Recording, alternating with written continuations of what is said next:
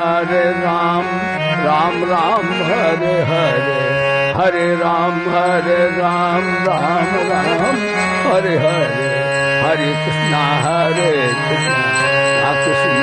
हरे, हरे कृष्णा कृष्णा कृष्णा हरे हरे, हरे राम, राम राम हरे हरे, हरे राम, राम हरे हरे, हरे कृष्णा कृष्णा कृष्णा हरे हरे, हरे कृष्णा कृष्णा कृष्णा हरे हरे, हरे राम, राम हरे हरे।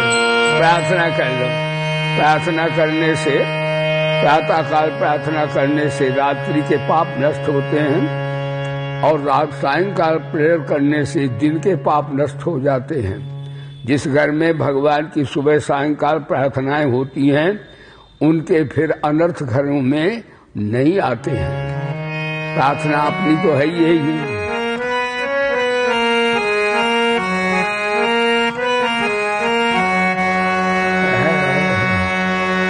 एक तो प्रार्थना है, गोविंद मेरी यह प्रार्थना, भूलूं न मैं नाम कभी तुम्हारा, अनिष्काम होकर दिन रात गाऊं, गोविंद दामोदर। देहांत काले तुम सामने हो, देहांत तुम सामने हो, बंसी बजाते मन को लुभाते, गाता यही मैं तननाथ त्यागी, गाता तननाथ गोविंद दामोदर माधव।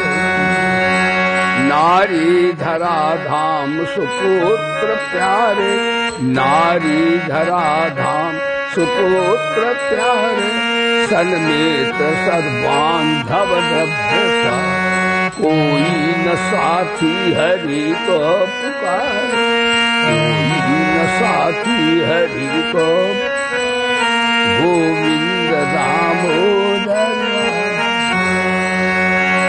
हमारा जग से भला क्या, नाता हमारा जग से भला क्या, आए यहाँ क्यों कर क्या, सोचो विचारो हरि को पुकार, सोचो विचारो हरि को पुकार, गोविंद दामोदर।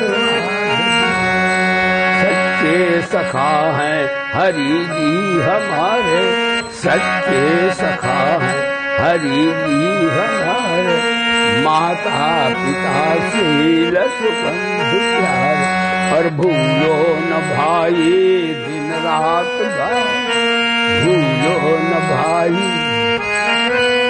गाओ, गोविंद दामोदर माधव। त्वमादि देवः पुरुषः पुराणः, त्वमस्ति विश्वस्य परम्, वेत्तासि वेद्यं च परं च धाम, परं च धाम, त्वया ततं विश्वमनन्तम्।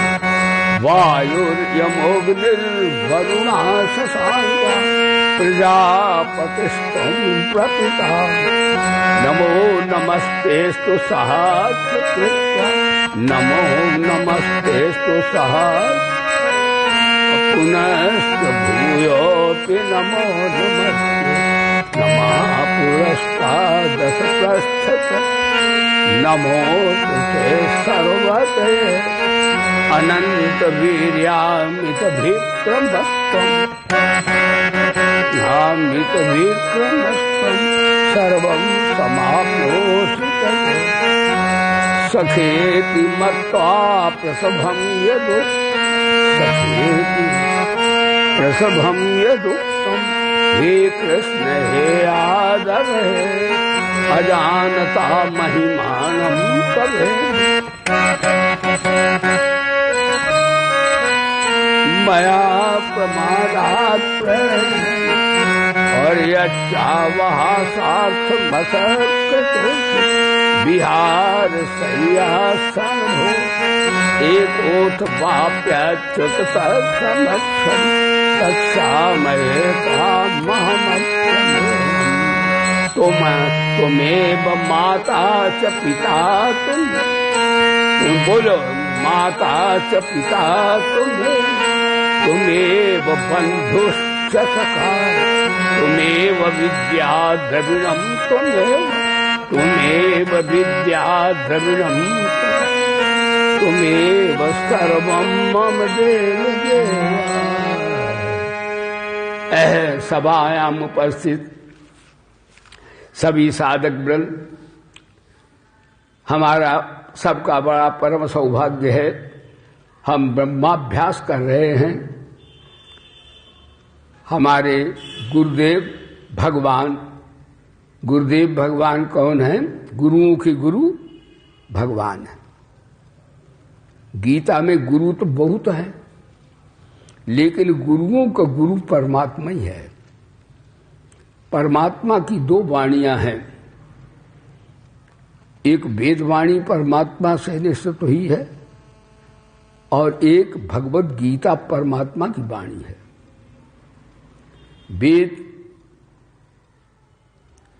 वेद वाणी निराकार की है। उन मंत्रों को जो वेद भगवान रात दिन बोलते रहते हैं, उन मंत्रों को आप्तकाम आत्मा राम परम निष्काम ऋषि मुनियों ने सुना, इसलिए वेदों को श्रुति कहते हैं। श्रुति का अर्थ होता सुना हुआ ज्ञान। और गीता को स्मृतियों में गीता प्रधान है। स्मृति माने भगवान बोले तुमने सुना तो है ऋषि मुनियों से, कहीं तुम भूल तो नहीं गए हो। तो मैं उसे सरल रूप से साधना के रूप में आपको साधना सिखाऊंगा। तो सगुण भगवान साधना सिखाते हैं और निराकार भगवान हमें श्रुति स्मृति दिला देते हैं, सुनाते हैं और वो सिखाते हैं।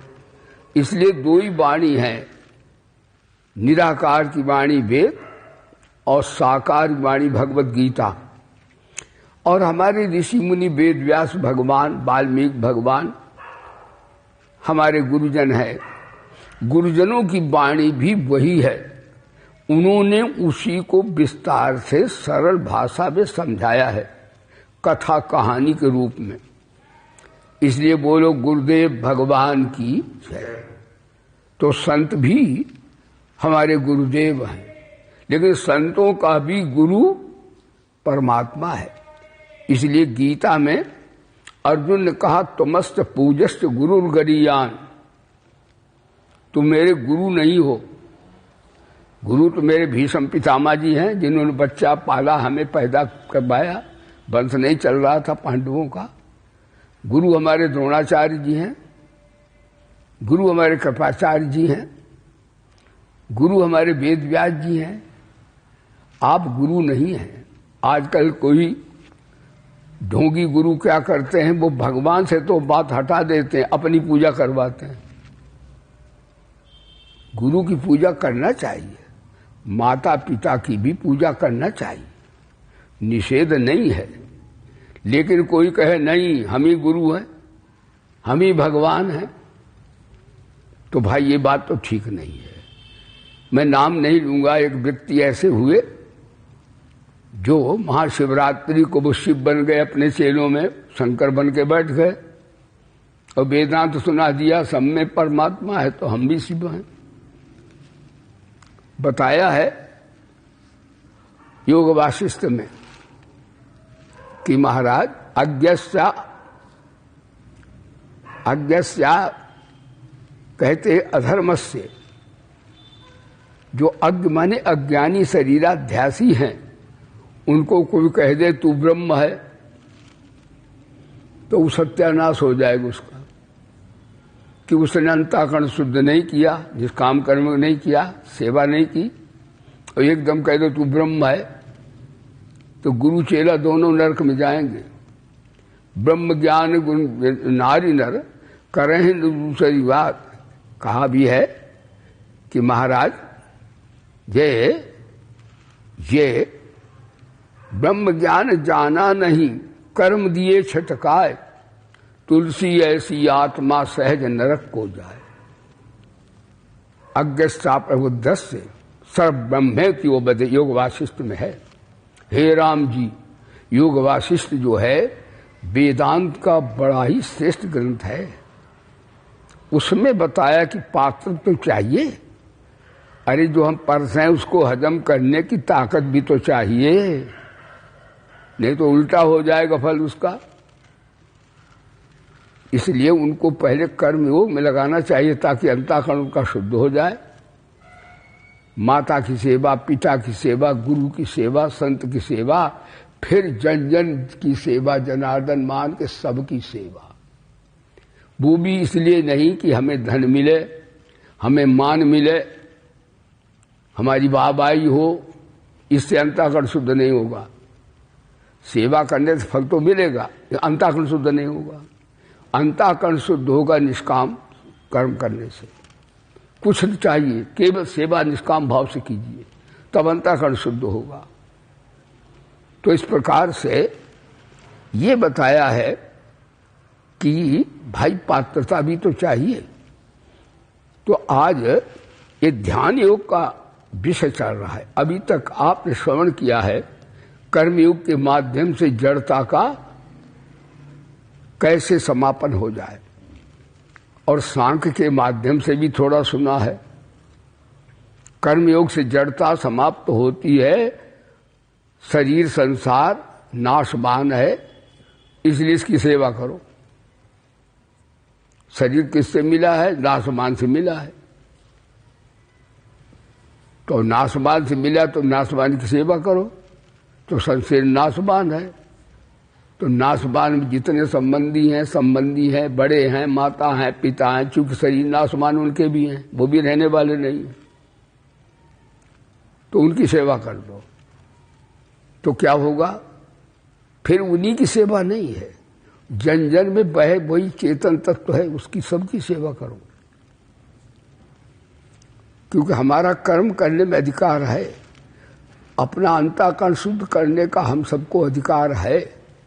तो भगवान बोले कर्मण्ये बाज करस्ते, अपना अधिकार का प्रयोग कीजिए आप, लेकिन फल की इच्छा मत चाहिए। अगर फल चाहते तो अहंता ममता चढ़ बैठेगी, वासना आ जाएगी। फल किसके लिए हो? जिसने शरीर मिला उसको दो। तो क्या होगा? निष्काम भाव सेवा करोगे, नहीं तो पुराना राग खत्म हो जाएगा, और सेवा लो नहीं किसी से, नया उत्पन्न नहीं होगा, आप बीतराग हो जाएंगे। गीता में निष्काम कर्म से भी बीतराग हो जाता है, ऐसा भगवान बता रहे हैं। बोलो गीता माता की। और सांख्य के मत से तो आप सब नित्य करते हो कि सांख्य मत से जो तीन गुण हैं प्रकृति के, वो कार्य बलात् करवा रहे हैं। तो उनको दृष्टा बन के, साक्षी बन के देखो कि अपने स्वरूप में न तो खाना पीना है और ना जीना मरना है, साक्षी में नहीं है। आप कहें भूख तो लगती महाराज जी, अगर खाए ना तो आवाज नहीं निकलेगी, लेकिन वेदांत कहता क्षुधा पिपासा प्राणस्य। क्षुधा पिपासा प्राण को लगती है, और हर्ष शोक किसको होता? आत्मा को। न हर्ष होता न शोक होता, उसमें ताम्यता है ही नहीं। आत्मा शब्द का अर्थ है होता न ताम्यता। हर्ष शोक मनस तथा, मन में होता है, और जन्म मरण शरीर में होता है। आत्मा में न जन्म मरण होता है, न हर्ष शोक होता है, और न वो कुछ खाता पीता है। खाना पीना प्राण का धर्म है। ऐसा जानकर कि ये नाशवान के धर्म हैं सूक्ष्म शरीर के, तो अपने इनसे वो अनासक्त भाव से असंग हो जाता है। उपनिषद में आया ज्ञानी कैसा होता? असंगो ह्ययम् पुरुषा। वो असंग हो जाता है, और महाराज स्वरूप में स्थित हो जाता है, तो उसकी जड़ता विद्या समाप्त हो जाती है। आज विषय चल रहा है ज्ञान योग का, ना ध्यान योग का। ध्यान योग के लिए भगवान बोले देखो भाई, निष्काम कर्म योग से जड़ता समाप्त होती है अर्जुन, और ज्ञान योग से भी होती है, ध्यान योग से भी हो जाती है। तो ध्यान योग के विषय में भगवान ने 5वें अध्याय में ही उद्घाटन कर दिया ध्यान योग की साधनाओं का। बोलिए सच्चिदानंद भगवान की। भगवान कहते हैं स्पर्शान कृत्वा बहिर्बह्यांश चक्षुश्चैवांतरे विभ्रुवौ प्राणापानौ समौ कृत्वा नासाभ्यंतरचारिणौ। ध्यान योगी को कैसे ध्यान करना चाहिए? कहते स्पर्शान कृत्वा बहिर्बह्यांश, शब्द स्पर्श रूप रसगंध जो है, यानी धन संपत्ति परिवार भाई बहन संबंधी जितने संसार के धन हैं, इनमें no attachment anybody any place. यानी धन का अर्थ नहीं है गंगा में फेंक दो। आज लोग धन को बड़ा मानते हैं, ध्यान देना। कहते तो हम भगत हैं, लेकिन मैं कहता हूं एक्सपेरिमेंट करके देख लो। बड़े बड़े भगत हो, सत्संगी हो, और खबर आ जाए 2 करोड़ रुपए सरकार से अभी मिलने वाले हैं, और 1 घंटे में नहीं आते तो नहीं मिलेंगे, तो रवि भैया बड़े बड़ों की जमीन खिसक जाएगी। कहें गुरुजी सत्संग तो कल भी कर लेंगे, रुपए लेने पहले। इसका परमात्मा रुपया को ज्यादा मानते हो, सत्संग को परमात्मा के ज्ञान को उतना महत्व नहीं देते हो। बड़ों बड़ों की जमीन खिसक जाएगी सब। जिन्हें बड़ा धीर वीर गंभीर हम कहते वो भी कहेंगे चलो 2 करोड़ रुपए तो ले ले, काम होगा बढ़िया, और बढ़िया बनवा लेंगे और एक बढ़ाएंगे। इसका अर्थ हम संबंध को ज्यादा ध्यान करते हैं, और करते यह हैं कि हम बड़े भारी संत हैं, बड़े त्यागी हैं। वस्तुतः हम पैसे को महत्व देते हैं, परिवार को महत्व देते हैं, मान सम्मान को महत्व देते हैं, जमीन जायदाद को महत्व देते हैं। भगवान बोले इनका ध्यान कभी नहीं लगे, गंगा कसम इनका ध्यान लगेगा ही नहीं। क्योंकि जब ध्यान करने बैठे तो ये नोट दिखेंगे, ध्यान करने बैठे तो परिवार का मोह दिखेगा, ध्यान करने बैठे तो पावर दिखे, वाह हम बड़े जमींदार, हमारा बड़ा प्रभाव है। ये सब ध्यान में बाधक हैं। इसलिए भगवान बोले स्पर्शान कृत्वा, जो तुम्हें पृथ्वी पर मिला है वो किसी का दिया हुआ है, तुम्हारी चीज नहीं है, तुम बेईमानी मत करो। वो एक भजन गाते हैं कि मैं नहीं, मेरा नहीं, ये तन किसी का है दिया, जो भी मेरे पास है ये धन किसी का है दिया। किसका दिया है? तो वेद कहता है ईशावास्यदम सर्वम, ये अंडपिंड ब्रह्मांड भगवान का है, पैसा हमारा आपका नहीं है, परिवार भी नहीं है। क्योंकि जब हम लोग पैदा नहीं हुए तो परिवार कहां था? ध्यान देना, जब हमारा जन्म नहीं हुआ तो धन कहां था, जमीन जायदाद कहां थी, मान सम्मान कहां था? इसका आज जब बीच में मिले हैं, सदा हमारे साथी जी नहीं हैं, ये नाशवान चीजें हैं। इसलिए जो नाशवान चीजें हैं, भगवान बोले उनको नाशवान की सेवा में लगा दो, अविनाशी को अविनाशी में लगा दो, नाशवान को नाशवान में ईमानदारी करो। तो नाशवान क्या शरीर है, तो शरीर से सेवा कर दो सबकी। तो इस पर शांत करता है परिस्थिति, देश, काल, धन, परिवार, शरीर, या जो भी गुण विद्या कुछ भी है लोक से मिला है, वो आपका नहीं है। यदि आप अपना मानते हो तो किसी की दी हुई चीज को अपना मानते हो तो क्या बेईमान नहीं हो क्या? और बेईमान का ध्यान लग जाएगा क्या? बेईमान आदमी का ध्यान कतई नहीं लगेगा। इस स्पर्शान कर्ता शब्द, स्पर्श, रूप, रस, गंध, ये 5 विषय जो हैं ये इंद्रियों से, शरीर से इनका संबंध है, आपके है नहीं, इसलिए इनकी आसक्ति को, कामना का त्याग कर दो।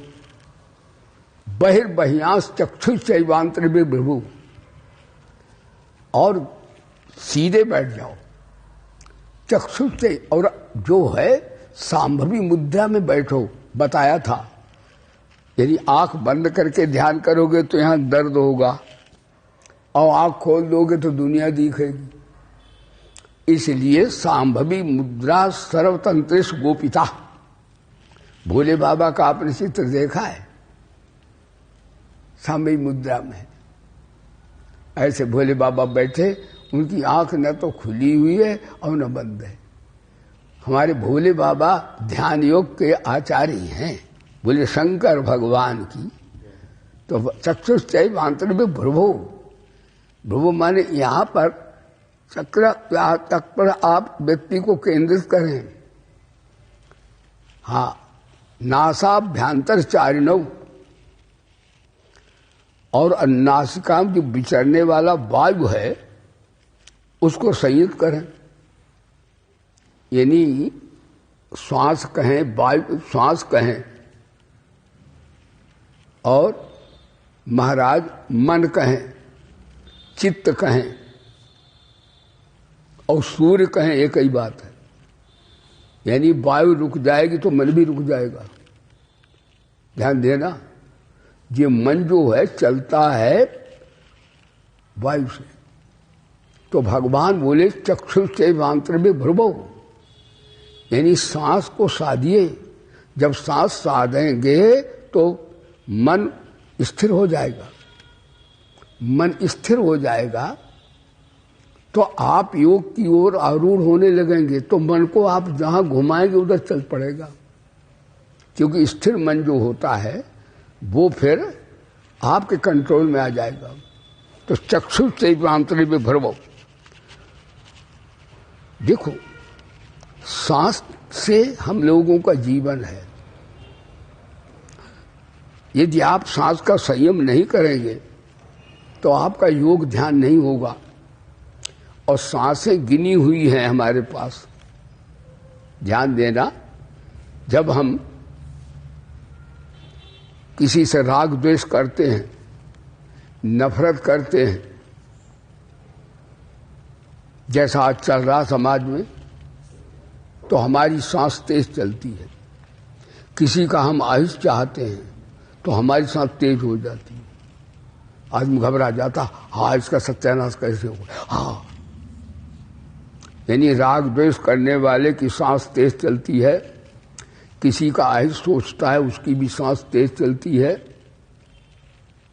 इसलिए भगवान नासाभ्यंतरायणो, सांस को संयत कीजिए, ये भगवान कह रहे। इसका जो लोग राग द्वेष करते हैं, जो लोग किसी का बुरा आयुष चिंतन करते हैं, उनकी सांसें तेज चलती हैं, इसलिए जल्दी मर जाते हैं। ध्यान देना। और जो सबका कल्याण चाहते, प्रसन्न रहते ना, इनकी सांस धीमी चलती है, इनकी आयु ज्यादा बढ़ जाती है। तो अपने साथ अपने आप अपनी हत्या मत करो। नासाभ्यंतर चारिणो, आप बड़ा ज्यादा परिश्रम करते, बहुत ज्यादा, थोड़ा बहुत करें तो ठीक बलवान होता शरीर। ज्यादा परिश्रम करने से भी सांस तेज चलती है। इसलिए भगवान का न ज्यादा निकम्मे रहो, आलसी, और न बहुत ज्यादा इतने मर जाओ कि बड़े बिजी हैं साहब। इसलिए युक्त आहार विहार से ध्यान योगी को न ज्यादा खाना चाहिए न कम खाना चाहिए। तो बैठ जाओ। ये क्रियात्मक शिक्षा है ध्यान योग की इस मंत्र में, और इसी का अनुवाद है छठा अध्याय। छठा अध्याय केवल ध्यान योग के संदर्भ में है। तो नासाभ्यंतर चारिणो उभौ, दोनों। और जब सांसारिक वासना का होता है, जब सांसारिक वासनाएं हम भोगते हैं तो भी सांस तेज चलती है। कहते हैं बैठने में 12 सांसें खर्च होती हैं, परे 18, लेटने में 18, उतने ही काल खर्च हो जाती है। ध्यान देना, बैठे 12, पढ़े 18 और सोबत श्वासें 30। सोने में 30 चलती, 30 सांसें उतने की देर में खत्म हो जाती है। गमन करे 32 श्वास है और मैथुन में 36। यानी सांसारिक वासना में, भोगों में 36 श्वासें खत्म हो जाती हैं उतनी देर में जितने में 12 खत्म होती हैं। इसलिए भगवान बोले श्वासों पर जीवन है तो नासाभ्यांतर चारिणों, नाक में विचरने वाले सांस को समता में लाइए। ध्यान योग के लिए पहले फाउंडेशन तो बनाइए। उभौ तो नासा बाह्य बहियास चक्षु चैतांत्र बे भर्भो प्राणापानव समो कृष्टा, प्राण पान की स्थिति को समान कीजिए। अब प्राणायाम की विधि बताते हैं। प्राणायाम कैसे करें? प्राण आयाम, मैंने प्राणों की कसरत, व्यायाम से बन गया प्राणायाम। तो ये व्यायाम क्या है? आप प्राणायाम कीजिए। प्राणायाम कैसे करें? पहले तो बैठ जाइए सीधे, फिर मंत्र है या वैसे ही आप बना लो। वैसे वेदों में तो ओम भू, ओम भुवा, ओम स्वा, ओम जना, ओम तपा, ओम सत्यम। तो इससे महाराज 1 से खींचिए और 4 से रोकिए, ओम भू ओम भुवा इन मात्रा से, और 2 में रेचक कीजिए, ओम भू ओम भुवा ओम स्वाम तत्सम। ऐसे कम से कम प्राणायाम प्रत्येक व्यक्ति को 3 तो करना ही चाहिए। ज्यादा करेगा तो और अच्छी बात है, लेकिन प्राणायाम की सिद्धि के लिए 40 प्राणायाम करना पड़ेंगे। उसके लिए फिर भोजन भी है। गेहूं की रोटी खा करके, चटपटे खा करके, पूरी पराठे खा करके योग सिद्ध नहीं होगा। गेहूं का आटा से योग नहीं सिद्ध होता है। योग के लिए जौ का आटा चाहिए। जौ जो है उस खुरकुरा होता, पेट साफ कर देगा। और मूंग की दाल देवान है। और गऊ का दूध जो है देसी गऊ, जर्सी का नहीं, वो तो गंदा, वो तो उससे कोई योग सिद्ध नहीं होता है। आदि सूकरी है और आदि वो गऊ है। उसका दुग्ध पान कीजिए। हरी सब्जियां पत्ते वाली अधिकांश आप पाइए। इस प्रकार प्राणायाम आप 40 दिन तक करें तो धीरे धीरे प्राण सिद्ध होने लगेगा। और धीरे धीरे महीने 2 महीने और कीजिए तो आपको सूक्ष्म शरीर में गति आ जाएगी। शंकराचार्य को वो गति प्राप्त थी। आज अन्न धन पवित्र ना होने से ये प्रक्रिया सिद्ध नहीं हो पा रही है, क्योंकि सब में मिलावट हो गई है। यानी आहार विहार की शुद्धि नहीं रही है। लेकिन ऐसा यदि कोई करे तो उसे सिद्ध हो जाएगा, इसमें निश्चित बात है। तो नासाभ्यांतर चारणम स्पर्शान कृत्वा बहिर्वैश्चात चक्षु चैवांतरे विभव प्राणापान समुकृत्वा, समता में ले आइए। नासाभ्यास प्राणापान समुकृत्वा न किंचित चिंतित, फिर किसी का चिंतन मत कीजिए, न शरीर का न संसार का। अगर इनका चिंतन करोगे तो उधर चिंतन समाप्त हो जाएगा। तो भगवान बोले इस प्रकार ये साधना की शिक्षा है, ध्यान योग की ये शिक्षा क्रियात्मक है। तो भगवान बोले भाई दूसरा मंत्र बोले भोक्तारम यज्ञ तपसाम, विचार कीजिए। आप निष्काम कर्म करेंगे, सबकी सेवा करेंगे, तो भगवान बोले मैं तुम्हें इनाम दूंगा। बोले गीता माता की। और भगवान अपना परिचय दे रहे हैं, इनाम भी देंगे, परिचय दे रहे कि हम कौन हैं।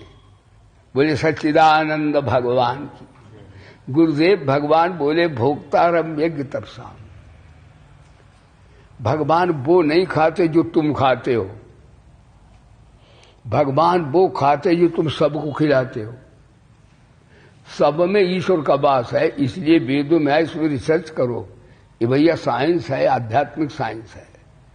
वेदों में आता यो वै भूमा तत्सुखम, जितने आप विशाल में होगे उतने ईश्वर के पास होगे। जैसे कोई व्यक्ति घर में सबको खिला के खाता है तो घर में उसका मान होगा, भैया इस तो हमारे घर में साधु आया है। सबको खिला के, माता पिता भी कहेंगे, भाई बहन भी कहेंगे, हमको सबको खिला के खाता है, ये हमारे यहाँ कोई साधु आया है। यानी जितना ही व्यापक आप होंगे उतने ही ईश्वर के पास आएंगे।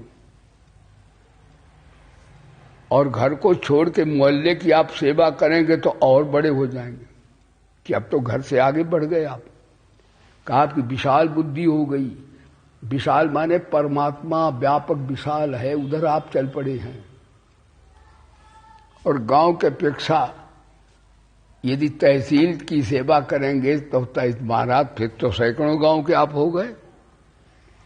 इसी तरह जिले की, इसी तरह प्रांत की, फिर इसी तरह सारे विश्व की, तो आप और बड़े हो जाएंगे।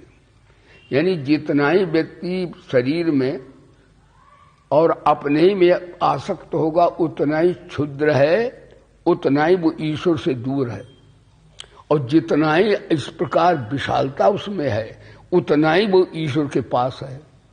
तो भगवान बोले मैं क्या खाता हूं, सुनो, जो तुम अपने पेट काज मेरा पेट हाउ और मैं न जानो काऊ। ऐसे मतलबी का कभी ध्यान नहीं लगेगा। ध्यान कब लगेगा? भोक्तारम यज्ञता। यह भगवान फाउंडेशन बना रहे अभी। यज्ञ तपसाम, यज्ञ देवताओं के लिए, तपस्या अपने लिए, दान समाज के लिए, ये भगवान खाते हैं। यज्ञ किसके लिए? सूर्य भगवान है, दमक रहे हैं, कोई उनका आता है कोई बिल हमारे आपके पास, सूर्य भगवान को आप आहुति दीजिए, सभी को दीजिए। तो जो देवता रूप बन के हम ही पा रहे हैं, हम भी देवताओं के रूप हैं। भगवान बोले यज्ञ तपसाम, तपस्या अपने स्वधर्म का निष्काम भाव से पालन करने का जो तप है, वो तप का पुण्य फल मैं खाता हूं। भगवान बोले भोगी का मैं नहीं खाता हूं, तपस्वी का खाता हूं। भोक्तारम यज्ञ तपसाम स अच्छा।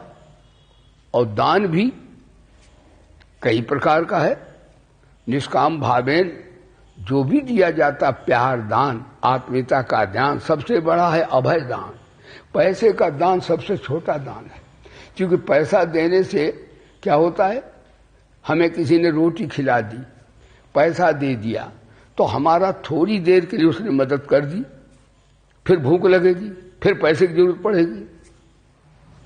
तो पैसे का दान छोटा दान है, तो दान ये भी। लेकिन अभय दान, विद्या दान, ज्ञान दान, प्यार का दान, ये पैसे के दान से बहुत ऊंचा है।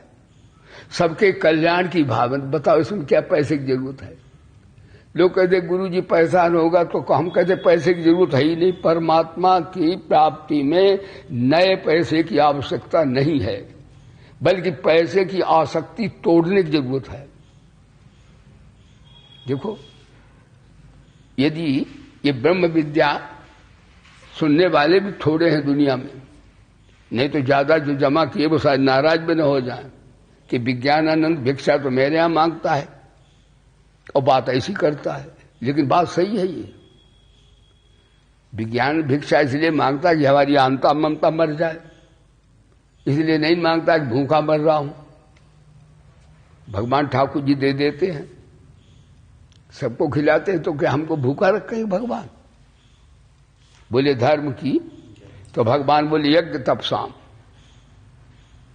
तपस्या अपने स्वधर्म का पालन करना।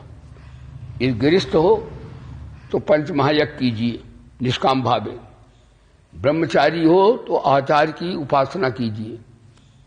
आचार्य कहें कुएं में गिर जाइए।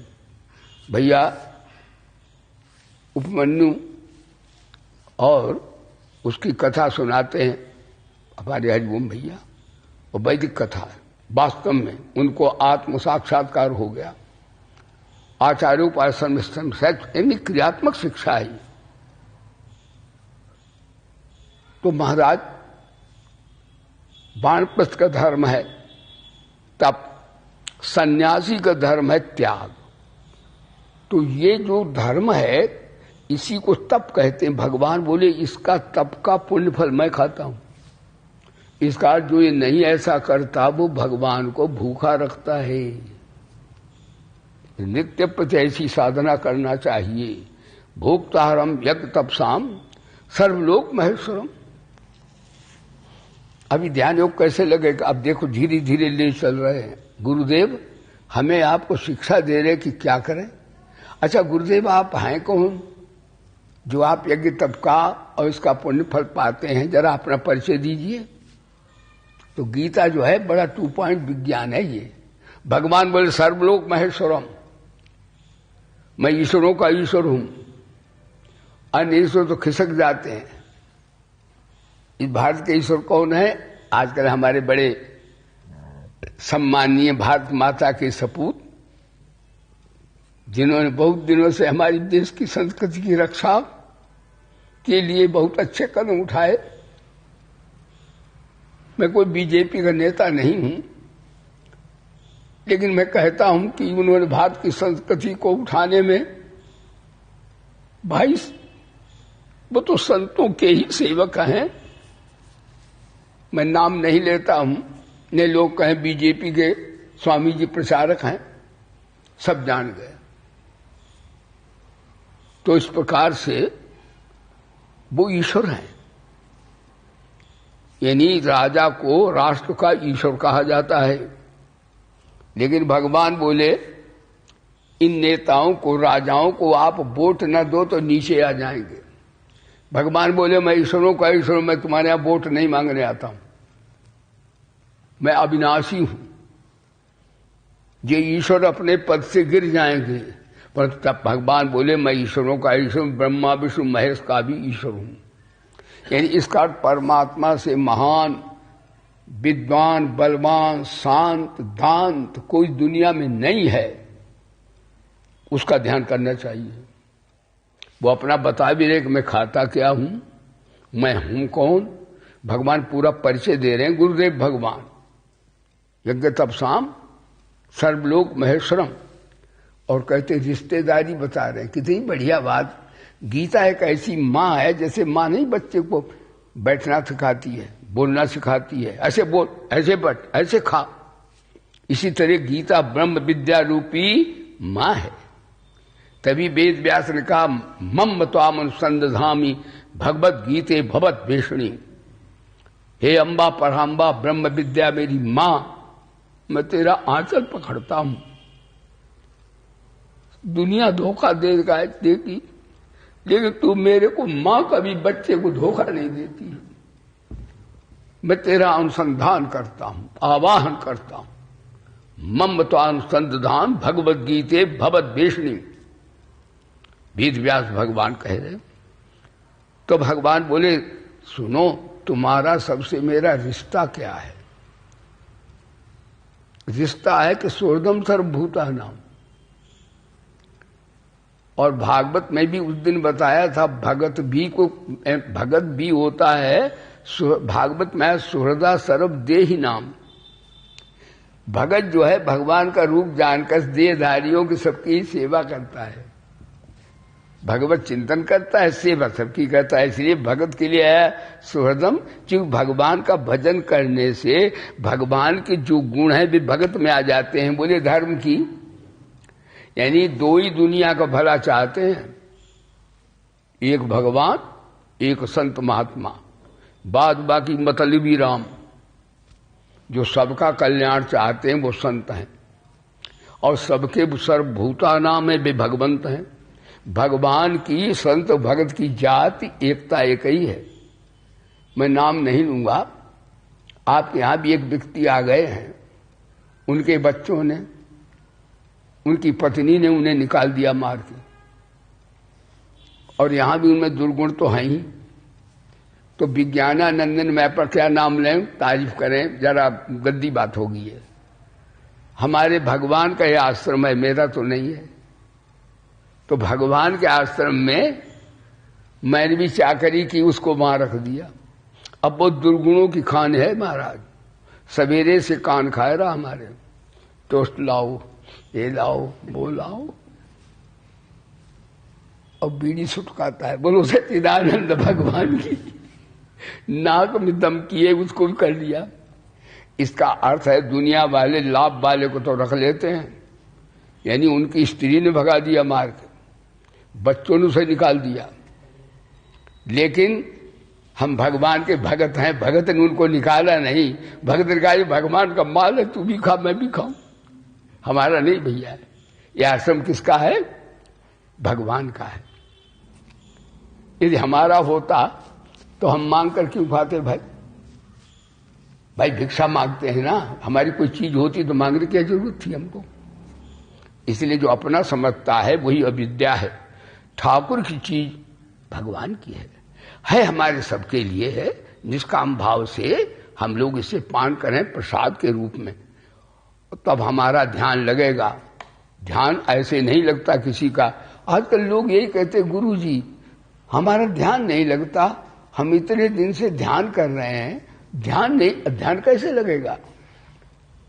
तो सुहृदम सर्वभूता नाम, संपूर्ण प्राणियों के सुहृद भगवान है। और निष्काम भाव से स्वार्थ लाग करें सब प्रीति, सुर नर मुनि सबकी यही रीति। ये सबकी यही रीति स्वार्थ से प्रीति करते हैं। लेकिन भगवान बोले मैं स्वार्थ से प्रीति नहीं करता हूं। चाहे हमें गाली दो तो भी सूर्य बनकर प्रकाश दे रहे हैं। भगवान कई लोग गालियां देते हैं तो भगवान तो उन्हें एक भगवान थोड़े कहते मेरे नहीं है।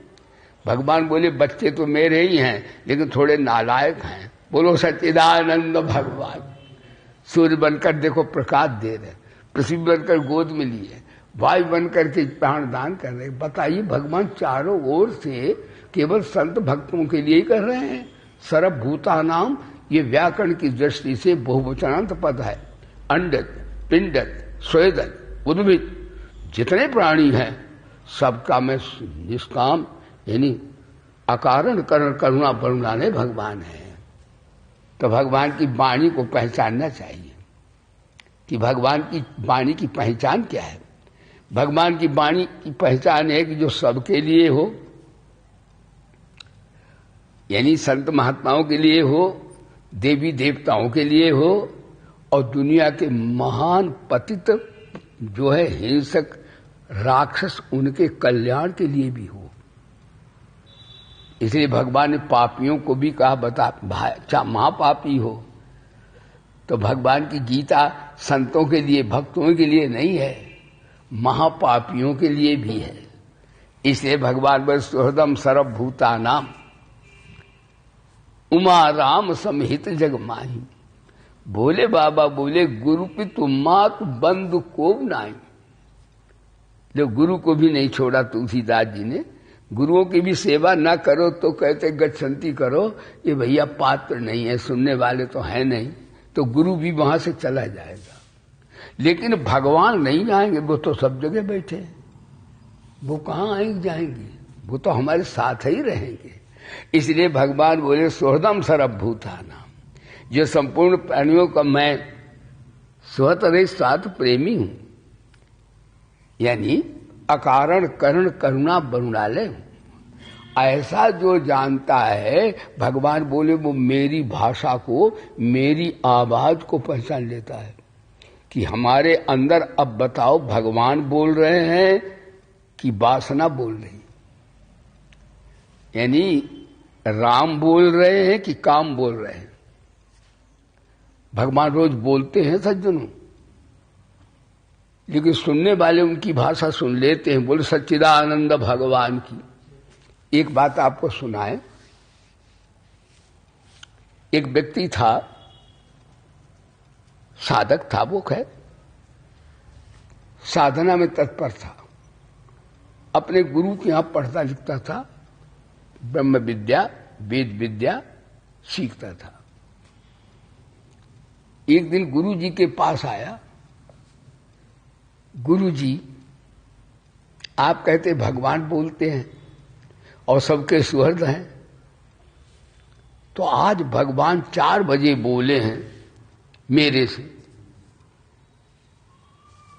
क्या बोले कि तुम विवाह कर लो। गुरु जी से कहा उसने। गुरु जी बोले विवाह कर लो। ये राम की आवाज है कि काम की आवाज है?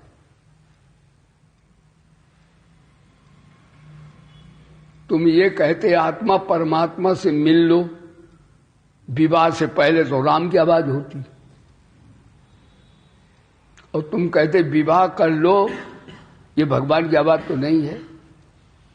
ये आवाज तुम्हारी वासना की है। जहां तुम्हारा स्वार्थ हो, परिच्छिन्नता हो, वहां तुम्हारी आवाज है, और जहां निर्लिप्तता हो, निष्कामता हो, सबके कल्याण की भावना हो, वो ईश्वर की आवाज है। इसलिए भगवान बोले भैया आवाज पहचानना चाहिए। वो भगवान की आवाज नहीं है, वो काम की आवाज है, राम की आवाज नहीं है। इसलिए भगवान बोले स्वधम सर्वभूतानाम, भूतानाम बहुवचनांत पद है, सबके हित में रत रहता है। भगवान बोले उसे परम शांति प्राप्त हो जाती है। अब जब शांति प्राप्त हो गई, फिर छठा अध्याय ध्यान योग क्यों? ये फाउंडेशन बना रहे ध्यान योग की। ध्यान योग यूं कि अभी कर्मयोग आपने सुना, और थोड़ा भक्ति योग का भी प्रसंग थोड़ा सा आया, और उसमें ज्ञान योग सुना। थोड़ा ध्यान योग के 2 श्लोक आए इस पंचम अध्याय में। उद्घाटन तो भगवान ने यही से कर दिया था। अब छठा अध्याय आया। छठे अध्याय में भगवान बोले, क्या बोले? भगवान बोले अनाश्रिता कर्म फलम कार्यम कर्म करोत या सन्यासी च योगी च न निरग्निर न च क्रिया। हे अर्जुन, ये तो महाराज इनकलाब जिंदाबाद है। ये तो वेदों के विधान पर भी थोड़ा फुल स्टॉप जैसा लग रहा है। अनाश्रिता कर्म फलम, अनाश्रिता माने संसार के सभी प्राणियों का निष्काम भाव से सेवा करना, अपने लिए नहीं सभी प्राणियों के लिए। अनाश्रिता माने कर्म फल का आश्रय न लेकर करने योग्य कर्म करता है, इनका आश्रय नहीं लेना। यानी धन कमाना, धन का आश्रय नहीं लेना, परिवार की सेवा करना, परिवार से अर्थ लगा लो। शरीर की सफाई करना, शरीर का आश्रय नहीं लेना, सफाई खूब करना, धन भी खूब कमाना, अदम्भ करना, लेकिन इनका आश्रय नहीं लेना। अनाश्रिता कर्म फलम, और फल सक्तो निबद्धते, जब हम फल चाहते हैं तब हमारा ध्यान नहीं लगेगा। हम ईश्वर को कहाँ चाहते हैं? हम धन चाहते हैं, पुत्र चाहते हैं, परिवार चाहते हैं, तो हम स्वार्थी हैं, स्वार्थी का ध्यान लगेगा ही नहीं। इसलिए कर्म फल का त्याग बता दिया। यानी पहले तो अनाश्रिता कर्म फलम, कार्यम कर्म करोति यः, कार्य माने जो साधना के आत्मा परमात्मा की ओर ले जाने वाले कर्म हैं, स करोति यः। और परमात्मा को ले जाने वाले कौन कर्म हैं? जो अनासक्त भाव से, निर्लिप्त भाव से, अनासक्त भाव से, और महाराज निष्काम भाव से। ये कर्म दिव्य हो जाते। जन्म कर्म तमें दिव्यम यो माम वेति तत्व था। ये कर्म दिव्य माने ईश्वर की ओर ले जाने वाले हैं। तभी तो लोग कहते हैं ध्यान लगता नहीं। ध्यान लगे कैसे? तुम्हारा ध्यान तो नासमान की ओर लगा रहता है 24 घंटे। नेक देर को आंख मीचते, वो थोड़ी आती झलक भगवान की, फिर गायब हो जाती। फिर कहते गुरु ध्यान नहीं लगता। ध्यान ये प्रसादना को तब न लगेगा, ऐसे कैसे लग जाएगा? कार्यम कर्म करोति या सन्यासी चा, वो सन्यासी इसलिए है कि जो चीज हमको मिली है वो हमारी नहीं है। शरीर, धन, संपत्ति, जमीन, जायदाद जो भी मिली है वो सेवा के लिए मिली है। इसलिए उससे निष्काम भाव से सेवा कर दो तो तुम सन्यासी हो गए। और उनसे आसक्ति हटा लो तो योगी हो गए। उन्हें अपना न मानो तो योगी। सन्यासी योगी दोनों शब्द हैं। सन्यासी चा अव्यय पद लगा दिया, और योगी चा, वो सन्यासी भी है और योगी भी है। जबकि हमारे परंपरा में, शास्त्रीय परंपरा में आता है कि योगी उसे कहते जो अग्नि का त्याग करे। लेकिन भगवान यहाँ इनकलाब जिंदाबाद कर रहे हैं। निरग्नि योगी निरग्नि सन्यासी न भवति अक्रिया योगी न भवति या निष्काम भावेन अनाश्रिता कर्म करोति स सन्यासी भवति स योगी भवति।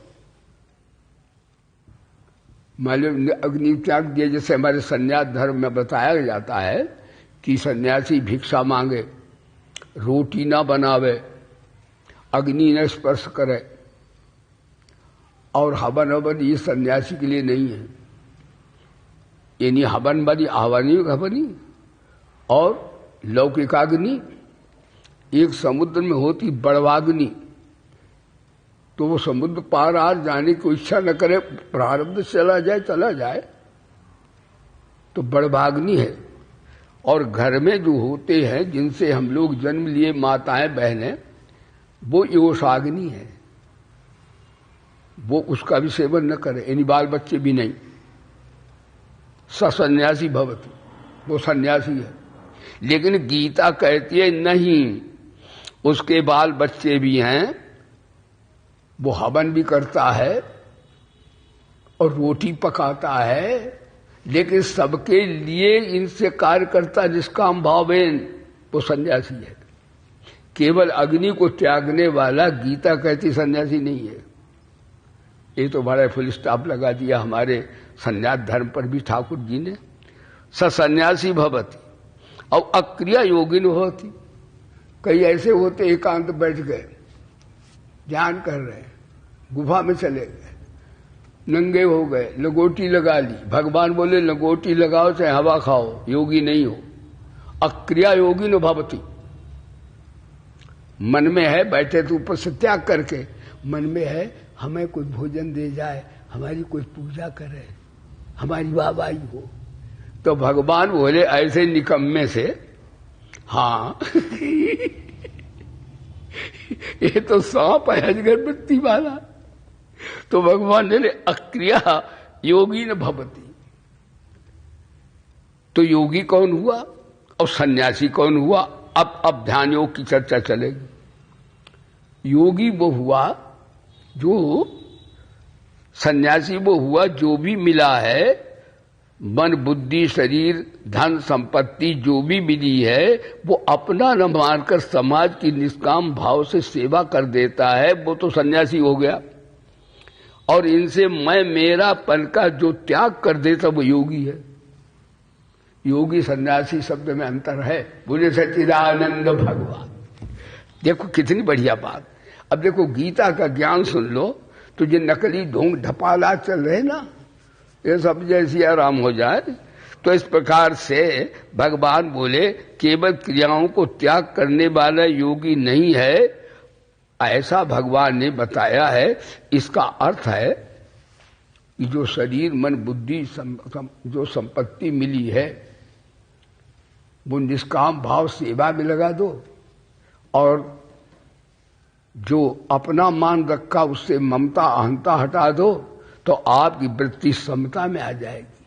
आपको ध्यान करना नहीं पड़ेगा, अपने आप होगा सब में।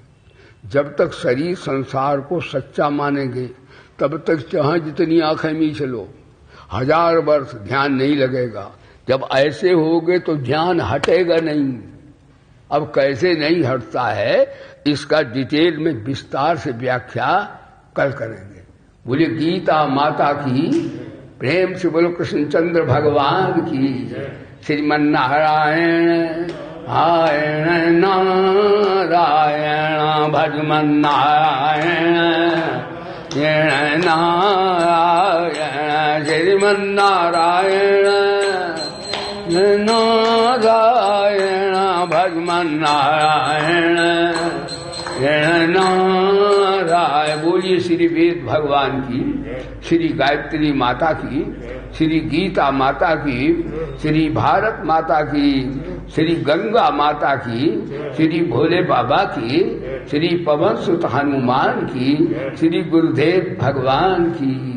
धर्म की अधर्म का प्राणियों में हर विश्व का हर हर महादेव। जय जय श्री राधे। सर्वे भवन्तु सुखिना, सर्वे सन्तु निरामया, सर्वे भद्राणि पश्यन्तु, मा कश्चित् दुःख भाग् भवेत्। ओम शांति शांति शांति।